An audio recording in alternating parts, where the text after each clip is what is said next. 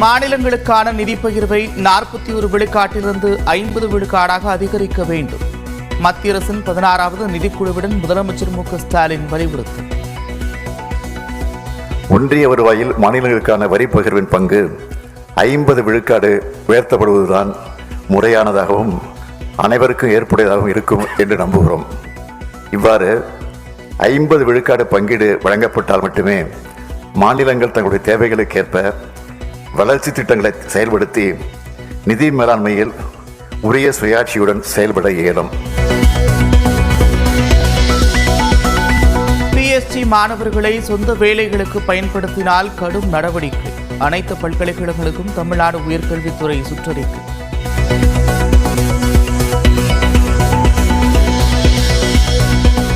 பொறியியல் கல்லூரிகளில் பணியாற்றும் ஆதார் விவரத்தை வரும் 29ஆம் தேதிக்குள் பதிவு செய்ய உத்தரவு. போலி பேராசிரியர்கள் கண்டறியப்பட்ட நிலையில் அண்ணா பல்கலைக்கழகம் நடவடிக்கை.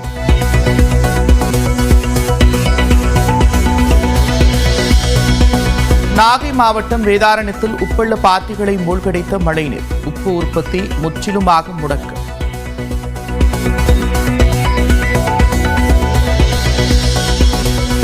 தேனி மாவட்டம் கும்பக்கரை அருவியில் வெள்ளப்பெருக்கு. சுற்றுலா பயணிகள் குளிக்க தடை.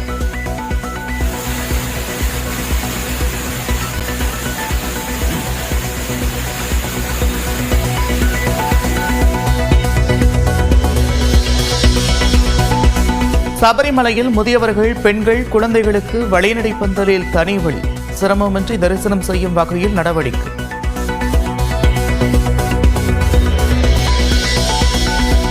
இன்று மாலையுடன் ஓய்கிறது மகாராஷ்டிர சட்டமன்ற தேர்தல் பரப்புரை. ஜார்க்கண்டிலும் 2ஆம் கட்ட தேர்தலுக்கான பரப்புரை இன்றுடன் நிறைவு.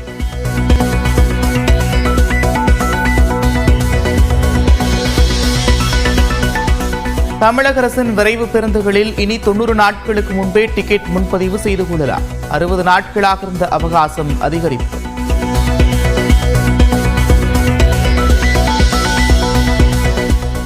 திருப்பூர் அருகே அதிமுக பொதுக்கூட்டத்திற்கு வந்தவர்களுக்கு நாற்காலி இலவசம். கூட்டம் முடிந்ததும் அமர்ந்திருந்த புதிய நாற்காலிகளை எடுத்து சென்ற தொண்டர்கள்.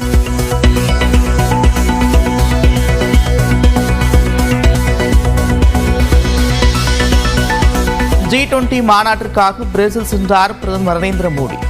வேத மந்திரங்கள் முழங்க உற்சாக வரவேற்பு.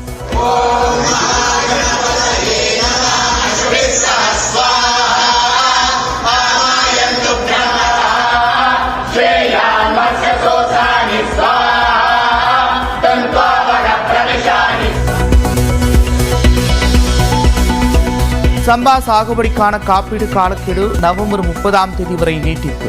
தமிழக அரசின் கோரிக்கையை ஏற்று மத்திய அரசு நடவடிக்கை.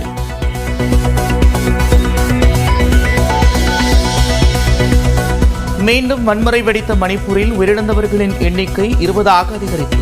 13 சட்டமன்ற உறுப்பினர்களின் வீடுகள் சூறையாடப்பட்ட நிலையில் உள்துறை அமைச்சர் அமித்ஷா அவசர ஆலோசனை.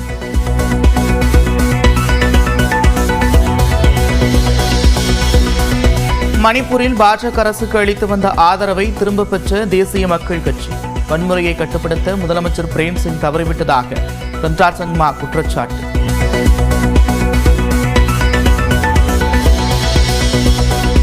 உலகக்கோப்பை கேரம்போர்டு போட்டியில் சாம்பியன் பட்டம் வென்ற சென்னையைச் சேர்ந்த ஆட்டோ ஓட்டுநரின் மகள். Asha from Chennai, India has won the 6th Carom World Cup. பெருமை கொள்கிறேன் மகளே என்று காசிமாவை நிகழ்ச்சியுடன் பாராட்டிய முதலமைச்சர்.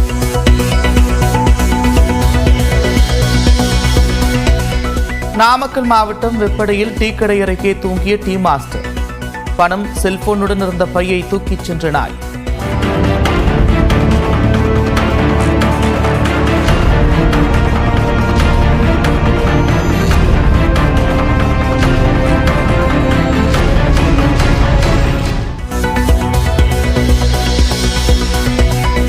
விழுப்புரத்தில் யானை தந்தத்தால் செய்யப்பட்ட சிலைகள் விற்பனை.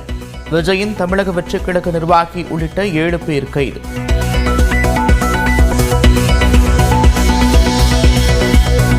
சென்னையில் ஆபரண தங்கத்தின் விலை சவரனுக்கு 480 ரூபாய் உயர்வு. ஒரு சவரன் தங்கத்தின் விலை மீண்டும் 56,000 நெருங்குகிறது.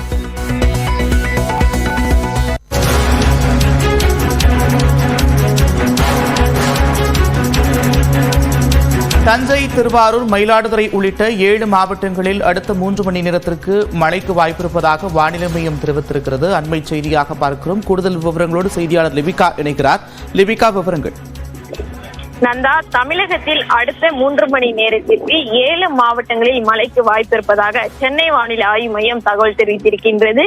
அதாவது இன்று பிற்பகல் 1 மணி வரை கடலூர், மயிலாடுதுறை, திருவாரூர், தஞ்சாவூர், நாகப்பட்டினம் ஆகிய 5 மாவட்டங்கள் மற்றும் காரைக்கால் பகுதிகளில் இடி மின்னலுடன் கூடிய மிதமான மழைக்கு வாய்ப்பிருப்பதாக தெரிவிக்கப்பட்டிருக்கின்றது. மேலும் ராமநாதபுரம், கன்னியாகுமரி ஆகிய 2 மாவட்டங்களில் லேசானது முதல் மிதமான மழைக்கு வாய்ப்பிருப்பதாகவும் சென்னை வானிலை ஆய்வு மையம் தகவல் தெரிவித்திருக்கிறது. நந்தா, நன்றி லிபிகா, விரிவான விவரங்களுக்கு.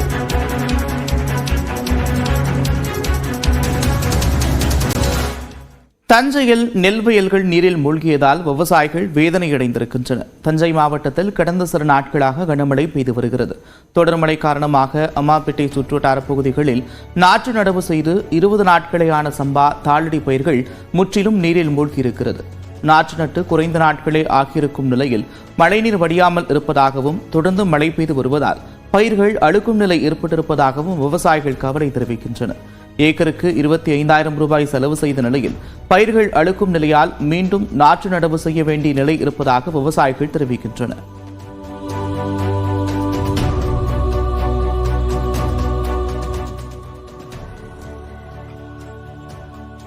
நாகை மாவட்டத்தில் பரவலாக கனமழை பெய்து வருகிறது. திருமருகல் ஒன்றியத்துக்குட்பட்ட அம்பல் கிராமத்தில் மழையால் வீடு ஒன்று முழுவதுமாக இடிந்து விழுந்தது.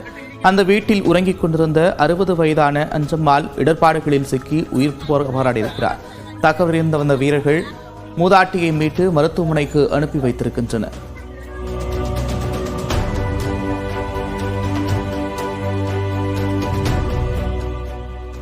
சிவகங்கை சுற்றுவட்டார பகுதிகளில் இன்று காலை முதல் பரவலாக மழை பெய்து வாணியங்குடி, பையூர், காஞ்சனங்கள் பகுதிகளில் பெய்த மழையால் குளிர்ந்த சூழல் நிலவுகிறது.